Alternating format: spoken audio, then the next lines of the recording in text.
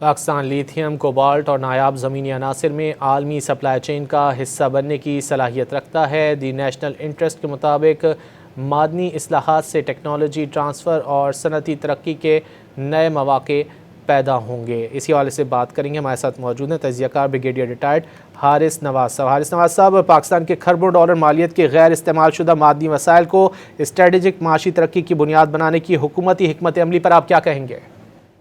دیکھیں، یہ ایک بڑی اچھی بات ہے کہ یونیفارم پالیسی بنا رہے ہیں اور اس سے اوور آل جس طریقے سے انڈیویجل لیول پہ چل رہا تھا وہ ختم ہو جائے گا اور پاکستان کو بہت فائدہ ہوگا، کیونکہ پاکستان نے نئی پالیسی بنائی ہے وہ بہت اچھی ہے، اور اس میں آپ کے سامنے اس میں یونیفارم طریقے سے ہوگا۔ جو ملن انویسٹمنٹ فورم ہے اس میں عالمی سرمایہ کاروں کو متوجہ بھی کیا جا رہا ہے، اور اس میں خاص طور پہ ریکارڈ ایک دیکھیں دنیا کے بڑے کاپر اور گولڈ منصوبوں میں شامل ہے، جہاں 5.9 بلین ٹن معدنی ذخائر موجود ہیں۔ انٹرنیشنل ٹرسٹ کی یہ رپورٹ ہے۔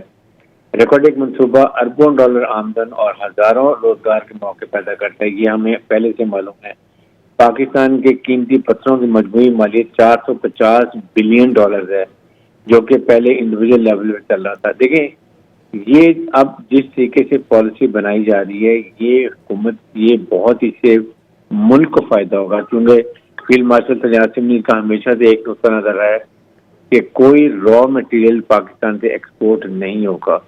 جب بھی ہوگا یہاں پر انڈسٹری لگے گی، را مٹیریل کو ریفائن کیا جائے گا اور پھر ملک سے بھیجا جائے گا۔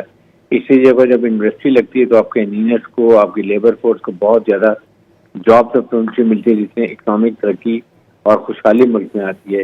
اسی طرح دیکھیں، پاکستان میں لیتھیم، کوبالٹ اور نایاب زمینی عناصر میں عالمی سپلائی چین ایسا بننے کی پاکستان اس کی بھی صلاحیت رکھتا ہے۔ ہم چائنا کے پارٹنر بن جائیں گے، اس سے آپ خود سوچیں گے ہمیں کتنا فائدہ ہوگا، اور اگلے 10 سال میں 7.5 billion dollar G D P میں ہمارا اضافہ ہوگا، یہ بھی اس میں بتایا جا رہا ہے خاص طور پہ۔ اور پاکستان ایک بہت اکنامک ترقی کرنے والا ہے کہ ہم اگلے 10 سال میں آپ سوچ سکتے 100 بلین ڈالر کی ہماری ایکسپورٹ بن جائے گی۔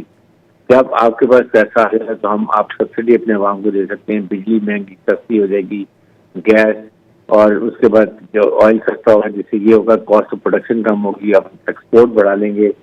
اور یونیفارم پالیسی ہونے سے آپ کے ملک میں ڈیولپمنٹ کتنی زیادہ ہوگی، ہیلتھ کے اوپر، ایجوکیشن کے اوپر، کموڈیٹی آئٹم کے لیے، انڈیویجل کو پارٹنرشپ، نوجوانوں کو ہم ینگ انٹرپرینئرس کو ہم ان کو بہت سی جاب اپرچونیٹی دے سکتے ہیں، بزنس کر سکتے ہیں۔